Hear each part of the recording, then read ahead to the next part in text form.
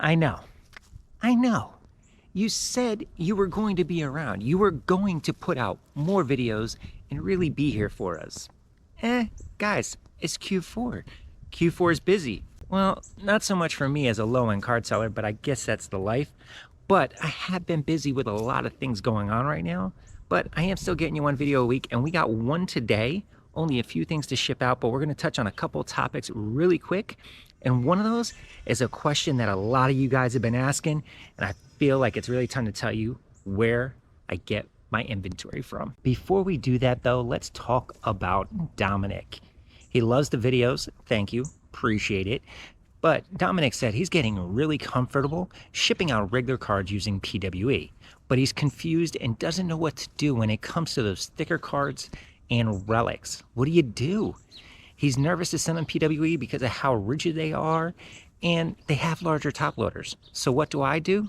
Great question. All right, Dominic, now that's a good question, and you're going to get a lot of different answers on this one. The reason being, it's kind of personal preference on it. It's kind of like a lot of the shipping. Sending thicker cards and relics with PWE. I do that. I do. But I also send them by a bubble mailer. Honestly, it all depends on how thick the card is.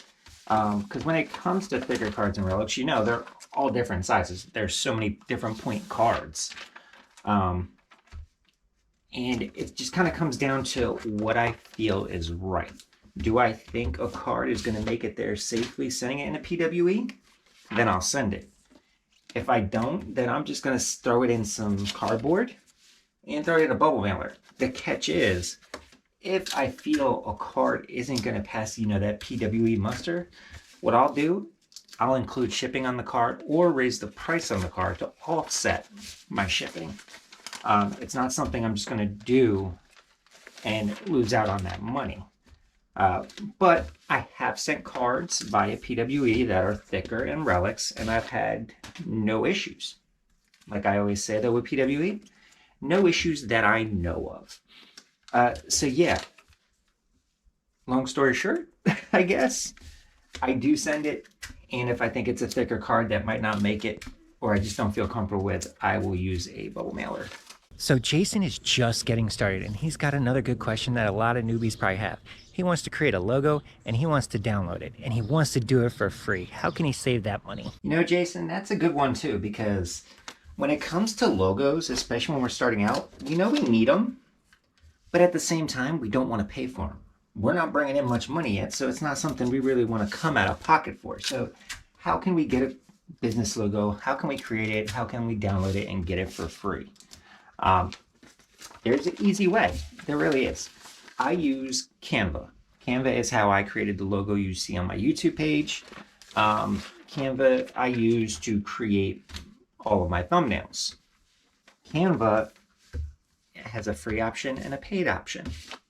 I use the paid option, but you can use the free option and create yourself a good, simple logo. They have some templates and everything that you can use. They have different size, like default sizes for different things, like an Instagram post, a YouTube thumbnail, a YouTube logo. So they kind of make it easy for you. The free option, you get a lot with it. Play around with it. Then there's some advanced features that you can only use with the paid version. So Canva is something I use, and Canva is something that you can use to create your business logo and download that for free. So guys, do you think the thoughts I provide here are actually helpful? Do you think it brings good value to eBay sellers and new people to the hobby? If so, smash that like button. That way we can get this video out to more people in the hobby and help out more sellers and probably help out more buyers. So Ryan brings up a great question. It's probably a question I get asked the most, and that is, where do you get your new stock of inventory? Where do you get it, Paul? Where's that inventory coming from? Today, I'm finally going to tell you guys where that inventory comes from. All right, so fairly simple one here. I get my inventory mainly from three places. One, obviously, is eBay, as you guys have seen with the Flat Rate Friday series. If you're not sure what that series is, you can check out the link. It's going to be in the comments below. There, I kind of purchased a bunch of flat rate boxes and wanted to see if they could become profitable selling individually, knowing most flat rates are full of junk. But I do use eBay. I look for a lot of lots, and I look for auctions that are ending soon because I found you can get the best deals when it comes to the auctions. So that's what I do there. I also use Facebook Marketplace. Facebook Marketplace has been very profitable for me. Finding a lot of local deals, just people trying to move out of collection and lots of stuff that they don't want. So that's been pretty good. I said 3. I've gone through 2. I don't go to card shows. I don't do value box digging. So what's the third? The third is HiBid. HiBid is an auction site of basically auctioneers all across the country. A lot of them ship, which, you know, with cards could get expensive. I go through a local auctioneer. I don't really bother with most of the ones that would ship. The local auctioneer, they do ship, but they're about a 20-minute drive, so I can go and pick up whatever I win.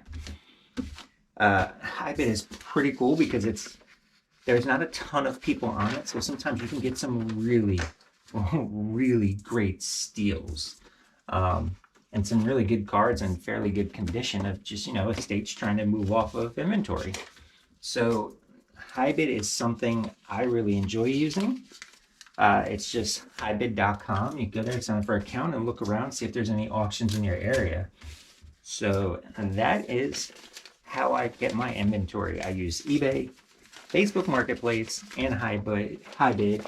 If I buy new releases, usually for personal, me and my boys just ripping, and then I might just list, you know, anything we don't want. Going back to our video about those guys that never PWE, they don't believe in it, they won't do it. Ryan that we just talked about, he used to be one of those people. He was team never PWE, but since watching my videos, he decided to give it a shot. And you know what happened? Over the 3 weeks, he sold 70 plus cards that he would have never sold before. And what did he do with that money? He upgraded his PC. Now that is what I like to hear. Putting the hobby to work for you. So real quick, Ryan has one more. He wants to tell us that he was 100% anti-PWE, which is pretty cool to hear because after watching my channel, he changed. He started trying out the PWE, trying out the eBay standard envelope, and he's had success with it. That's right, guys. He sold over 70 cards since he made that switch a few weeks ago.